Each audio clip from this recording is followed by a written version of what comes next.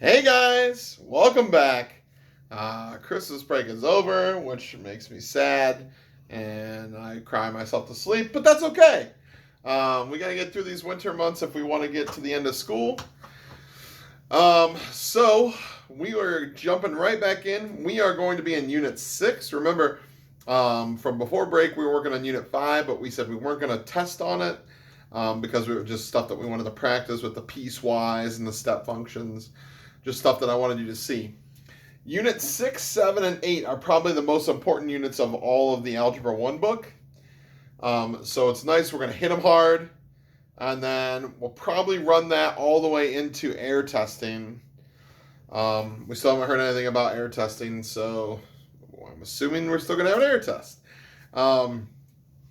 But Unit 6 in particular is all about exponents and exponential functions. So they are assuming that you know a lot of knowledge about exponents. I am not so sure that you do. So we're going to start with some basic exponent rule type things, simplifying rules. Hopefully this is not just stuff that you're like, oh, we already know all this stuff. I think it's good anyway, and it will be really good practice. And this stuff carries on to Algebra 2, to pre-calc. So you're going to use this forever. So first of all, exponents, right? When we have a number with an exponent, right, this little number up here, that's called the exponent. This is called the base, if you didn't know that. We know that all numbers are bases, right? Variables could be a base, and those are any number with an exponent. So all numbers, if you don't see an exponent, actually have a 1 there. So like if I just said x, that's really x to the first power.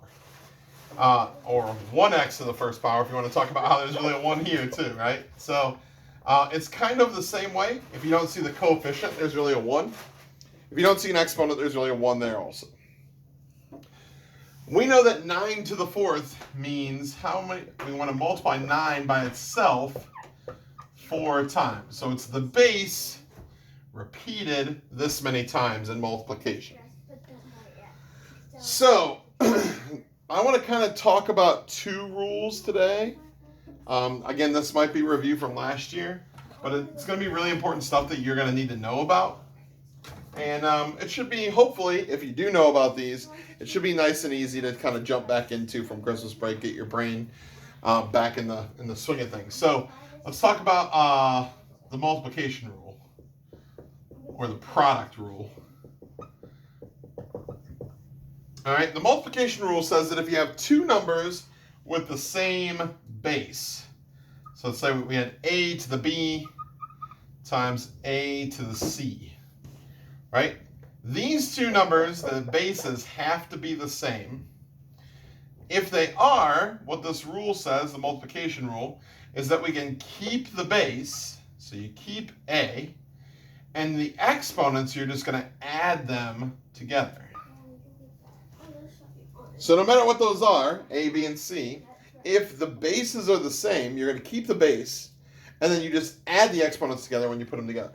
So for example, let's say you had 9 to the 4th times 9 to the 8th. Well, those are both 9s.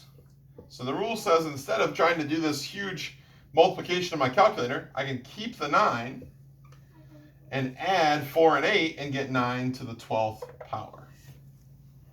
That's basically how the multiplication rule works.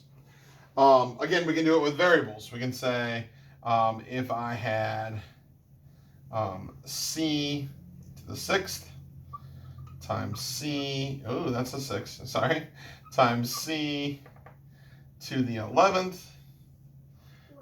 They're both a c, so we can keep the c, and we can add those exponents and get c to the 17th power. All right, that's basic multiplication rule.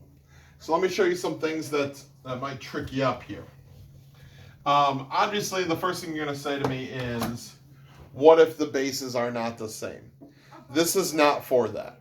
This is a special simplification rule that only works if these bases are the same number. If they're not the same number, we are kind of in the same boat that you were in before we talked about today, which is order of operations, right?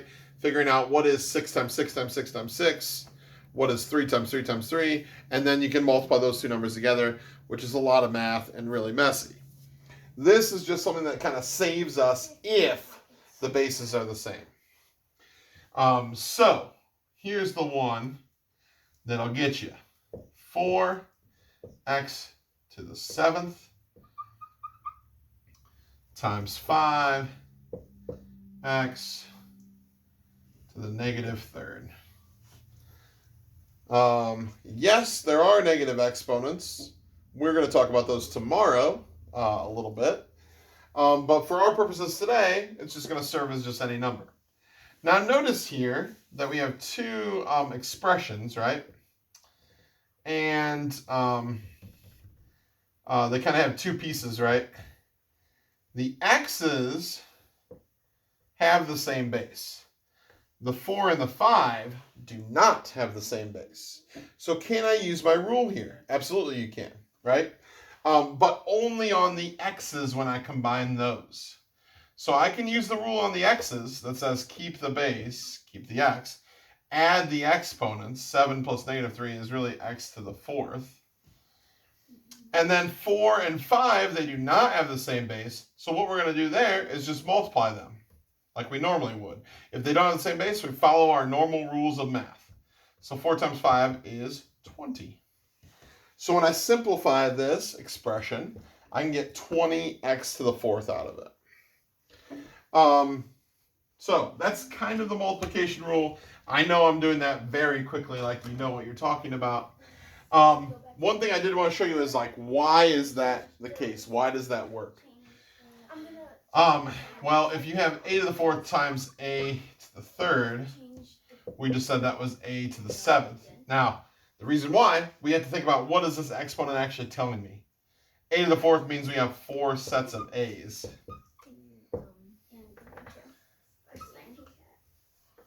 Right? A to the 3rd, a to the 3rd means we have 3 sets of a's. So you have those 4 times these 3. Well, really what you have here is 7 a's. 1, 2, 3, 4, 5, 6, 7. So we're just taking it out of exponent form and putting it back in exponent form. Just when you do that, all you're doing is you're adding these exponents together. Okay? All right, so that's multiplication rule. I also want to talk to you guys about division rule. I think we can do them both in the same day and be okay. So division rule is going to be very similar, the quotient property. Let's say I had 7 to the 11th divided by 7 to the 8th. Well, just like multiplication rule, this is like saying that you have 11 sets of 7. 1, 2, 3, 4, 5, 6, 7, 8, 9, 10, 11. Don't know why I picked 11. That was really long. Okay. And then over 8 sets of 7. So 1, 2. Okay. And you probably learned this thing when you were doing fractions, which division is really just fractions, that if you have the same thing on the top and the bottom, they can cancel each other out. Like this could cancel out with that. Cancels out, cancels out, cancels out, cancels out, cancels out, cancels out, cancels out. And if you look at what we have left, we have 1, 2, 3 7s. So that means that 7 to the 11th divided by 7 to the 8th is actually 7 to the 3rd. What did we do to get there? Well, we just subtracted. 11 minus 8 gave me 7 to the 3rd. So the division rule says that if you have the same bases that you're dividing, you're going to keep the base, you're going to subtract the exponents. Very important, always top minus bottom, just like we did here. Okay? We'll talk about bottom minus top, like why we don't do that a little bit tomorrow. But we're always going to do the top minus the bottom. That's how many 7s we'd have left. And so there's our subtraction. Really good way to keep these things separated. When you multiply, things get bigger. When you add, things get bigger in general. So the multiplication rule, you add the exponents.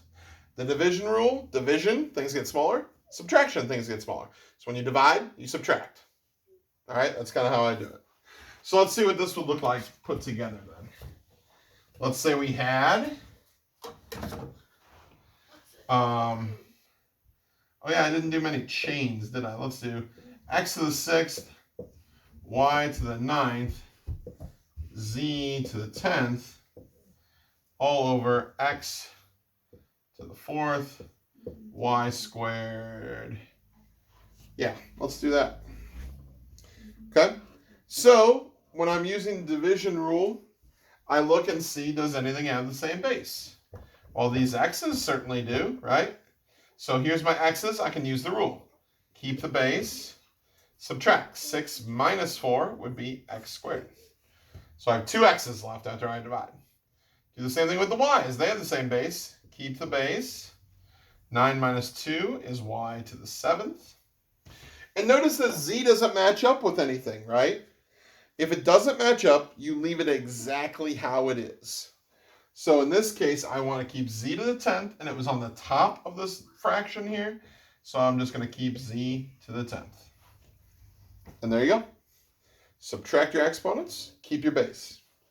Let's do one. I'm not sure if I should have jumped to that one right away, but I was thinking about how multiplication, I didn't do one like that, which you could do the same thing in multiplication. Just take turns, right? You do the x's, you do the x's, you do the y's, you do the z's. What about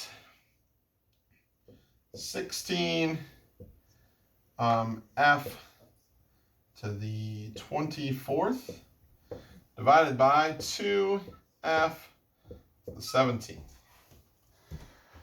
Well, again, I'm going to check what has the same base. These f's do. I agree with that.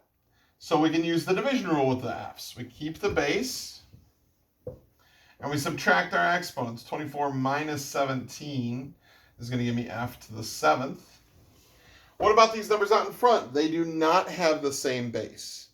What are we going to do there? Well, just like in multiplication rule, you do whatever the problem says.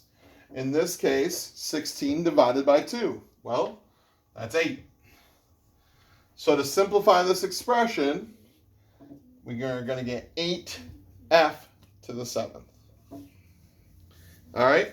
So you're going to probably have something that you come into and you're like, ooh, what about this one? What about that one? If that's the case, you know, I have office hours today. Definitely come and ask. Send me an email, whatever. Remind messages, all that stuff. Remember all this from before? Yeah. We can kind of jump into those rules. I'm kind of under the assumption you know a little bit about this, and I just kind of want to make sure we're all good. If we know nothing about this, we'll spend a little bit more time than I think on it, maybe. So let me know. That's the multiplication and division rules, or the product and quotient rule, if you want to do it that way. Hopefully, that's pretty good. All right. So I gave you a little bit of practice. Your book kind of assumes that you already know this stuff, which I know that you don't. So we're going to spend, a couple days this week kind of just talking about some basic rule stuff. All right. I'm out of here. We'll see you guys later.